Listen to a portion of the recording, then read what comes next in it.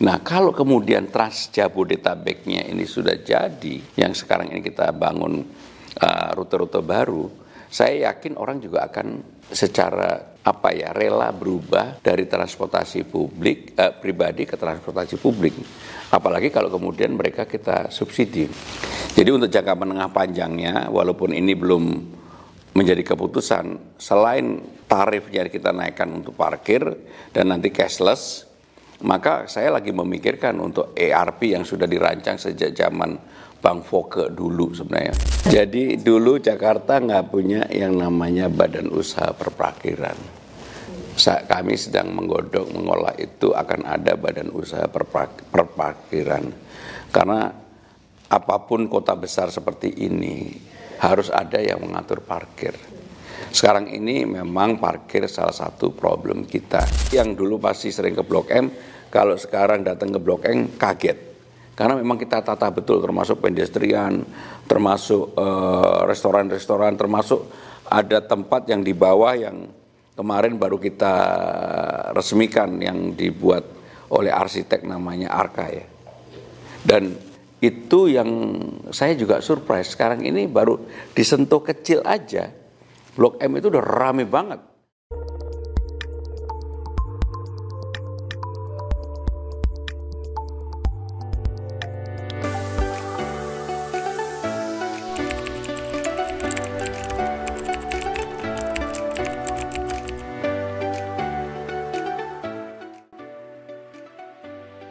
Apa yang akan saya lakukan dan menjadi prioritas utama di dalam membuat Jakarta selama 5 tahun ini? Yang pertama tentunya problem utama Jakarta itu kan masalah kemacetan. Sehingga dengan demikian kami akan membuka sampai dengan bulan Agustus ini akan ada 7 koridor baru. 3 sudah dibuka, yaitu Alam Sutra Blok M, kemudian Feeder Bekasi ke Cawang, kemudian PIK 2 ke Blok M. Dan alhamdulillah sambutannya luar biasa, di luar dugaan. Yang di luar dugaan itu tiga-tiganya, tapi yang benar-benar di luar dugaan sebenarnya adalah Alam Sutra ke Blok M. Sehari-hari sekarang udah 4.500 dari 1.500, 1.000 lah sebenarnya yang kita targetkan, sekarang udah 4.500. Kemudian dari PIK 2 ke Blok M itu juga kurang lebih sama. Kemarin kebetulan saya didampingi oleh Dirut Transjakarta, kita memonitor PIK 2 ke Blok M itu mungkin akan lebih tinggi volume ataupun kepadatan dibandingkan dengan Alam Sutra ke Blok M. Kenapa? Karena sampai dengan bulan April kemarin orang yang pergi ke Blok M, orang yang pergi ke PIK 2 itu 1,4 juta. Enggak, selama 3-4 bulan. Sehingga inilah yang akan menjadi modal kekuatan bagi trayek-trayek yang baru.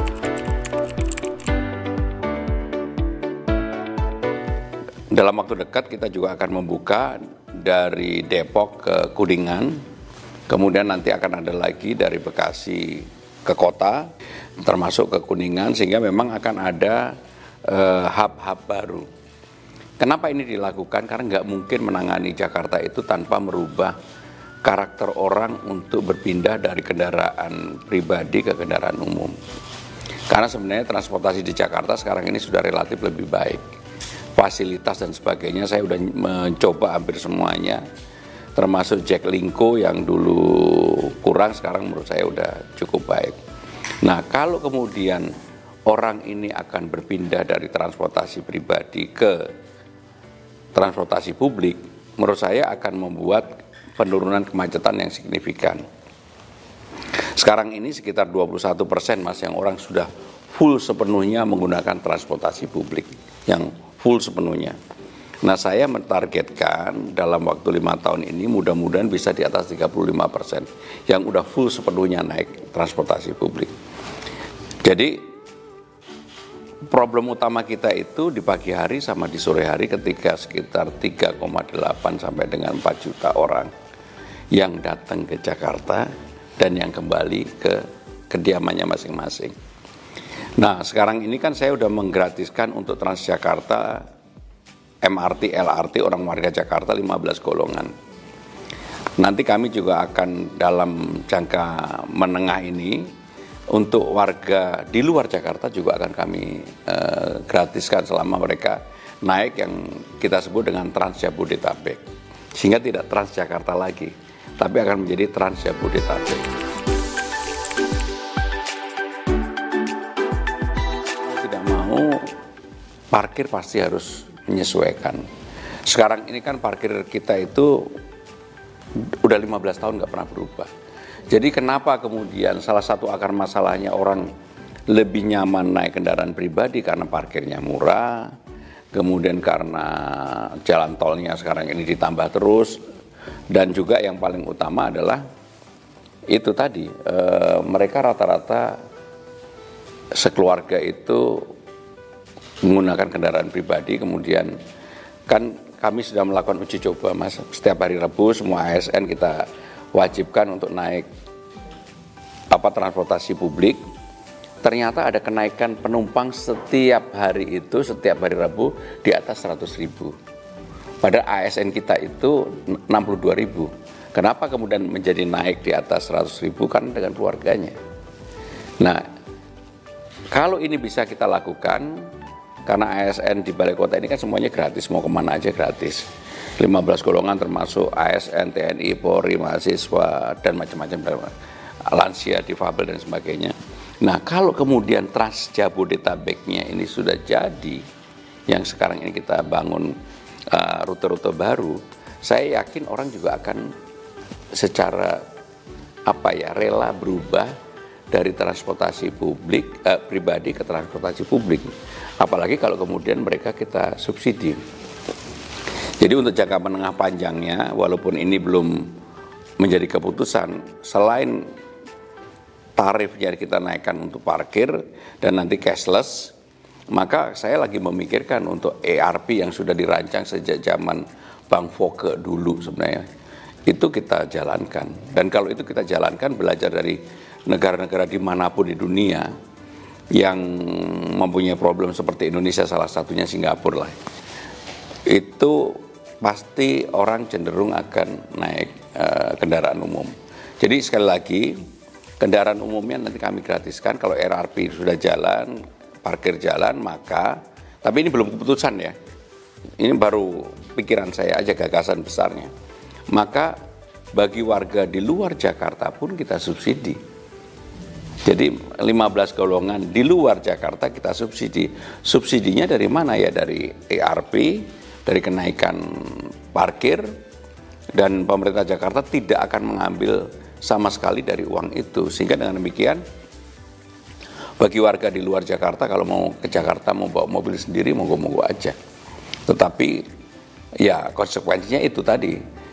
Bagi warga yang tidak mampu, mereka bisa menggunakan fasilitas Trans Jabodetabek. Sehingga dengan demikian kami pun bahkan sudah menghitung kalau kemudian mereka akan ke Pulau Seribu, maka kurang lebih hanya perlu nambah 18.000 sampai 22.000. Sehingga dengan demikian saya yakin kalau ini tersosialisasi dengan baik, maka warga akan dengan kesadaran penuh untuk menggunakan transportasi publik. Jadi itu yang mengenai mengatasi kemacetan. Jadi gini Mas, ada yang kita sebut dengan park and ride. Jadi park and ride itu memang tempat untuk parkir kendaraan warga yang akan menggunakan Trans Jabodetabek. Bayangan saya adalah konsepnya gini, orang keluar dari rumah nggak boleh lebih dari 100 meter, maka ada kendaraan sporting. Jadi Jaklingko itu tidak lagi hanya di dalam kota Jakarta, tapi yang namanya Jaklingko itu ada di luar yang melayani itu. Misalnya, saya kebetulan saya tinggal di Jati Bening Estate. Keluar dari Jati Bening Estate kan saya harus naik mobil atau kendaraan pribadi, naik motor atau naik sepeda ke tempat yang kemudian saya bisa nyambung ke transportasi Trans Jabodetabek tadi. Nah, yang seperti ini feedernya itu menggunakan yang disebut dengan kayak Jaklingko lah begitu. Dan kami sudah simulasi dan itu bisa. Jadi maka dengan demikian kalau itu bisa dijalankan, maka masyarakat itu mendapatkan kemudahan untuk mencari transportasi publiknya dari mana saja.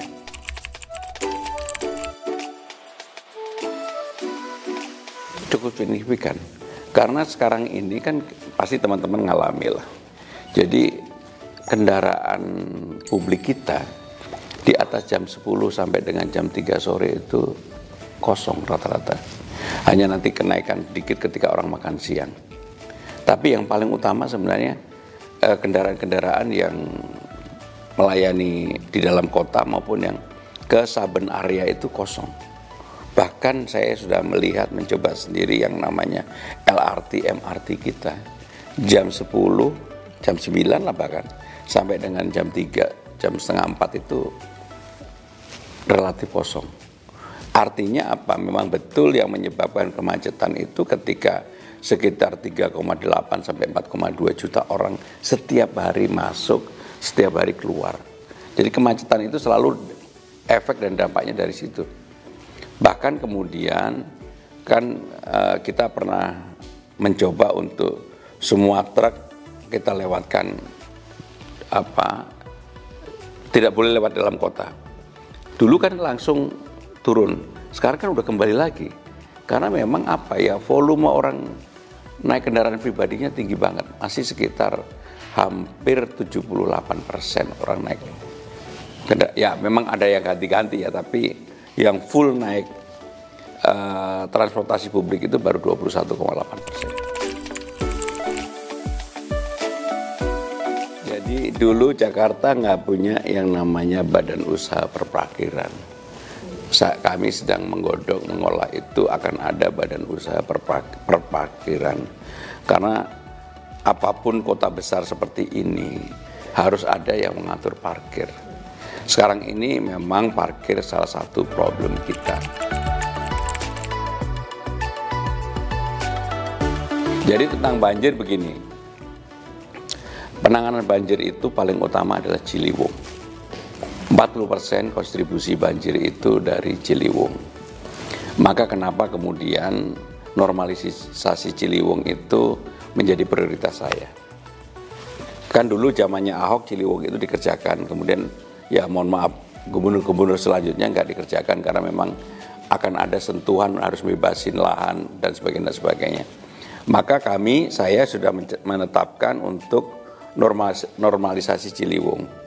Dan kami sudah mengeluarkan ada 14 penlok penunjukan lokasi, 3 udah saya tanda tangani. Jadi artinya untuk normalisasi Ciliwung itu menjadi prioritas utama.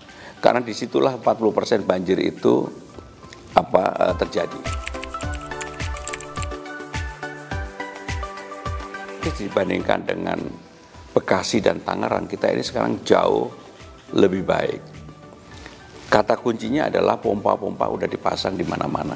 Tadi pagi kita di Sunter C, kita meresmikan salah satu pompa yang kemudian mempunyai pengaruh yang signifikan di daerah Sintiong dan Sunter dan sebagainya. Kami udah memasang pompa yang baru hampir 500 pompa. Maka kenapa kemudian pas kemarin Idul Fitri itu sebenarnya banjir rob harusnya. Tetapi karena pompanya sudah siap, kemudian kita setiap hari sumber daya air dan Badan Penanggulangan Bencana Daerah membaca BMKG dan kita juga ada alat untuk monitor itu, maka cara penanganan banjir sementara ini menjadi harian. Contohnya, kemarin curah hujan kurang lebih 180. Kita juga exercise, kalau curah hujan 180, maka nggak akan banjir. Fasilitas kita bisa menangani itu. Tapi begitu di atas 200, pasti banjir. Maka begitu di atas 200 pasti banjir, pompa-pompa kita hidupkan, pintu air ada yang kita buka, sehingga sekarang udah menjadi tradisi kita. Termasuk kemudian kalau memang harus didorong ke laut, awannya kita dorong ke laut. Jadi beberapa kali kita sebenarnya melakukan itu.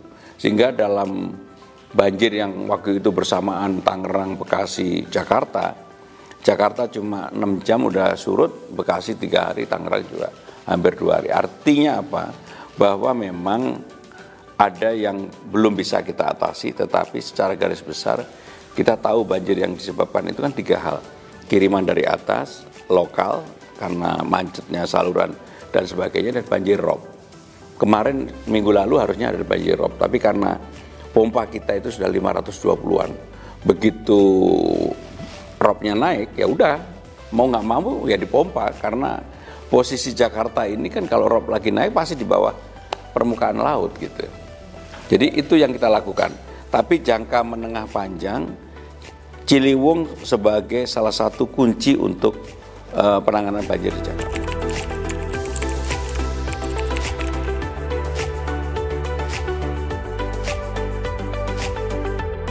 Jadi condet, pasar minggu dan sebagainya, kan kita sudah bangunkan rusun. Dan kita berharap bahwa kalau nanti memang penanganan normalisasi Sungai Ciliwung ini berjalan, pasti kan ini udahlah, ini nggak ada heboh-heboh, nggak mungkin. Pasti sebagian udah kita siapkan rusun itu. Karena dulu yang udah dibebaskan, yang dulu pun ada yang kembali lagi ke lapangan. Karena mereka merasa nyaman, dan untuk itu maka dalam penanganan saya selalu menyampaikan kita tidak melakukan penggusuran. Karena sebenarnya yang jadi problem yang serius itu adalah ketika orang tidak mempunyai periuk nasi lagi, nggak punya mata pencarian. Jadi banyak yang dibilang, dulu kan mereka rata-rata ada yang berjualan di tepi sungai dan semacam-macam lah. Begitu dipindah ke tempat yang nggak ada mata pencarian, mereka jadi problem utama. Maka kenapa kemudian pengalaman saya ketika menyelesaikan Kampung Bayam, kan kelompok Furkon, kelompok yang lain kan sekarang udah masuk ke rumah susunnya. Jadi kata kuncinya harus ada jaminan terhadap mata pencarian itu sendiri. Maka penyelesaian di Kampung Bayam itu mereka dikasih kerjaan yang mereka mampu. Ini kan rata-rata petani perkotaan, sehingga harus dikasih kerjaan yang berkaitan dengan itu. Dan produk apa yang mereka hasilkan, siapa yang beli? Yang beli ya BUMD, dan itu ternyata bisa. Off-takernya BUMD. BUMD, dan itu ternyata bisa karena dia butuh untuk per bulan membayar 1,8 juta. Tapi penghasilan dia sekarang kan di atas 5 juta rata-rata. Sehingga dengan demikian mereka bisa hidup yang lebih baik dan ada kepastian pekerjaannya itu. Jadi Mas, memang menyelesaikan problem di Jakarta itu nggak bisa buru-buru dan parsial. Jadi intinya gini lah, intinya memang ya harus diakui memang problemnya kompleks banget dan nggak transparan lah. Sekarang kan saya buat transparan gitu. Pengalaman kota-kota besar dunia yang banyak pernah menjadi ibu kota, kemudian mereka sekarang menjadi tidak ibu kota, salah satunya adalah New York. New York itu sekarang kota global nomor 1. Jakarta itu nomor 74 dari 156. Nomor 2-nya London, nomor 3-nya Paris, nomor 7 Singapura. Kenapa New York nomor 1? Itu tadi, karena apapun ukuran utama kota global itu bagaimana sumber daya manusia itu termanfaatkan. Yang kedua, bagaimana kemudian infrastrukturnya melengkapi. Yang ketiga, bagaimana kebudayaannya, bagaimana dengan transportasi teknologinya. Nah, salah satu kelebihannya New York, dulu New York itu kan ibu kota Amerika. Nah, sekarang New York menjadi ibu kotanya PBB. Jakarta, apapun, ASEAN itu ada di Blok M. Maka kenapa sekarang ini hubnya betul-betul saya menata Blok M. Yang dulu pasti sering ke Blok M, kalau sekarang datang ke Blok M kaget.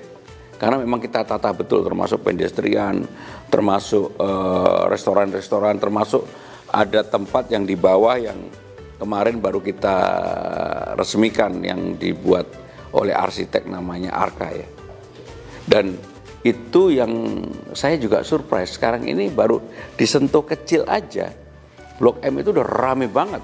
Jadi memang orang akan mencoba untuk berlomba-lomba masuk Blok M lagi. Karena memang Blok M itu kemarin kan kita pencanangan HUT 498 juga dari Blok M. Sehingga dengan demikian Apa yang akan kita lakukan ya? Saya kalau Jakarta menjadi full kota global, tidak lagi ibu kota negara, sebenarnya juga secara ini lebih menguntungkan. Karena apa? Tahu nggak salah satunya? Karena untuk memindahkan pusat perpajakan Indonesia dari Jakarta ke mana saja, termasuk ke IKN, tidak gampang, perlu waktu yang panjang. Karena kan sistemnya semuanya diinstal di sini. Dan kalau kemudian Jakarta tidak lagi menjadi ibu kota, bagian ke Jakartanya sebenarnya lebih gede. Bagi apa ya, kan ada sekian persen untuk ini, itu lebih gede. Tapi saya terus terang pengen bahwa nanti kalau Jakarta sudah tidak menjadi ibu kota, tapi kita bisa branding sebagai kota ASEAN, karena bagaimanapun gedungnya di sini, menurut saya itu memberi opportunity yang luar biasa. Jadi Jakarta akan menjadi kota global, pusat bisnis, bukan hanya bisnis untuk publik Indonesia, harus internasional. Ya, benchmarkingnya ke negara-negara kota-kota besar dunia. Kalau saya ya, sebenarnya harus ngejar Bangkok. Bangkok itu kota global nomor 47. Jakarta sekarang ini nomor 74. Penduduk kita sama Bangkok sebenarnya kurang lebih sama. Hanya memang kalau di pagi hari kita lebih banyak. Bangkok itu sekitar 9 sampai 10-11 juta lah.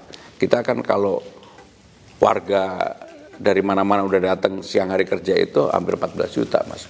Sehingga dengan demikian benchmarkingnya adalah Bangkok. Kenapa Bangkok? Kurang lebih kulturnya juga sama. Mengandalkan apa? Mengandalkan kemampuan budayanya, mereka bisa. Dan saya yakin pasti bisa.